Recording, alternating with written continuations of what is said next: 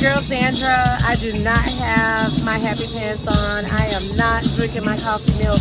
I am not sitting in the yellow chair. I am actually in my published author t-shirt.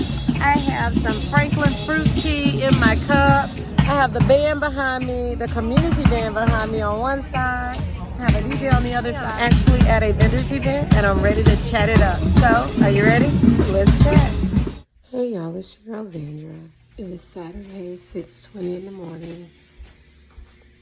When I'm getting ready for vendor events, I typically stay up all night long, all week. Santa has already loaded the car, but there was some stuff that I was gonna change out. I do a pre-pack the night before and put stuff in the hallway. Cedric then loads up the car the next day. And here we have it. I don't like it. I don't like it at all, y'all. All right, y'all. So this has been redone to look like this.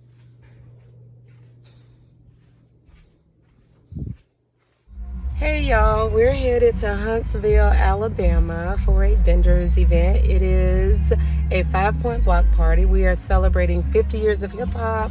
Cedric and I have the Jeep packed and I'm going to just take you on this journey with me. I have been wanting to talk about vendor events for a while. Sometimes they're worth it, other times maybe not. This is the first time we have traveled out of the state for a vendor event. We paid $150 for this vendor's event. This is the most money I've ever paid for a vendor event. I'm sorry, my hair needs to be cut, so I'm trying to keep it like pressed down. Normally I don't drive down the road with a head cap on my head, but anyway, this is the most money I have paid for a vendor's event. I paid $100 for the Juneteenth block party. I was able to make that money back plus a profit. I have not bought a lot for this particular vendor event, so hopefully with gas and the vendor fee, at least we will make that back. So I'm hoping to make at least $300, $150 plus $100 for gas, $250, right? So hopefully we will make some money. I have bracelets, my books. So we will see what happens at this particular vendor event. So stay tuned. Y'all, I am here. I am in Huntsville at the vendor event, about to get my location, and we're gonna get it started. Yeah. Hi. I guess I'm coming to the wrong side. I'm sorry. Our Square. You are an author? Yes, I am. I'm so happy. Listen, I look at this so much that I know everybody. You do. Oh, Right. okay, I can tell you all about you right now. Oh, wait, what's number 22? You're over here. Oh, maybe. Okay, so walk this way. Okay. You're going to be looking for the pink flag. Okay, So all look right. left to right for a pink flag. When you see your space, Okay. wherever your space is, you have the space to the left of it. Okay. What's your number, sir? Okay, so I'm 22, so I would go this way then, right?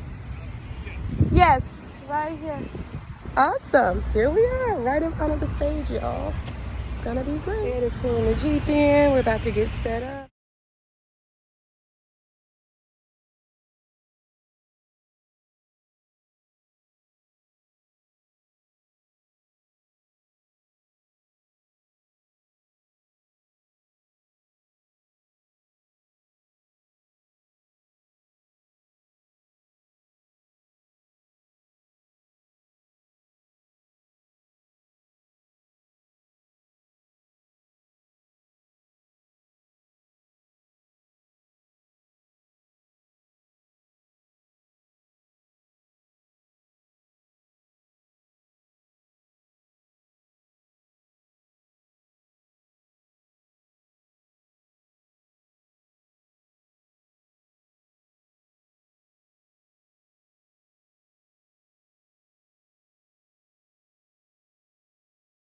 I'm all set up with my table. Like, we got music going on. There's food on 600 Meridian Street at the park. There's food trucks, there's music, there's vendors. We're in the park. Behind me, there's going to be a bounce house.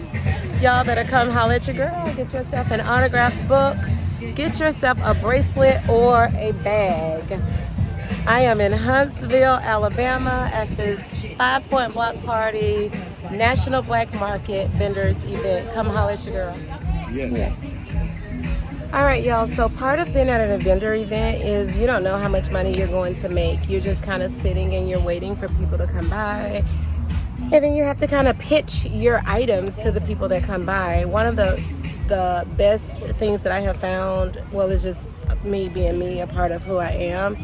Probably because I'm an educator, but I try to make a connection with the people that I'm talking to. I just saw a little girl walking by with a book and I was like, okay, she's a reader. So I knew that I could pitch my book to her. So typically if I see kids, I try to like, hey, you guys need my book, right? So if you're shy, a vendor event might not be the place for you. But if you're not shy, you're outgoing, and you just give it your best shot, then they could be for you. Because right now, it is burning up hot, right? We are here from 1 to 8. I've made 2 sales so far, and it's just 1:30, so that's pretty good. I haven't made my vendor's fee back. That is always my goal. So I always have a goal of trying to make my vendor's fee back.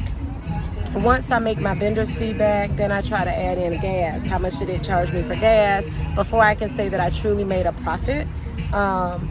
Every time I set up a vendor table, I always try to see what I can do better to make it more appealing and aesthetic, to make it so that people would want to stop at my table. I've tried it a bunch of different ways, but what I do like is uniformity. And so I try to make sure that everything is sleek, right? I recently bought this, so this will draw people as they're walking by. They can see our square, our logo. They can see my name, books, my girls, and then I'm doing bracelets now. And so I wanted to make sure that I had something that would pop out. I've had these signs before. I'm gonna show you someone else's sign. I've had these signs before. But what I found is when I was outside or if it was windy, the signs would sometimes blow over. And so you have to think about that. Like maybe you want to have signs for if you're inside of a vendor space, like in a gymnasium or something, or maybe you want something that can hang at the back of your tent. But those are some of the things that I've thought about as I've set up my vendor spaces. I started talking about how you could start out and just sit here for hours and hours and wait, and then money will trickle in here and there. And then I started talking about making sure your design was put together. This chat with Zandra is going to be very different because I'm on location, right? I'm not sitting in my yellow chair. I am currently in Huntsville, Alabama, for those of you that didn't catch that earlier. And I thought this was a great event to come to because number one, I went to school in Huntsville. I got my undergraduate at Alabama A&M University. I'm from Alabama. We currently live, in Tennessee. But I didn't think that it was a far drive for us. It was only 2.5 hours. So I've been rambling on, and as I'm sitting, I'll think about more things that I should tell you. But if you have questions, please make sure you stop to ask or chat with me and ask me any other questions that you might have. All right, y'all, if you're interested in a vendor's event, you can see I have books, bracelets, and bags. But people have a slew of things. So if you have a business and you're not sure if you want to dabble and dabble into pop-up events or vendor events, then these people have candles, they have t-shirts. Hi, how are you guys? Good, how are you? Good. They have soaps, they have clothing and eyewear that we have God-made t-shirts.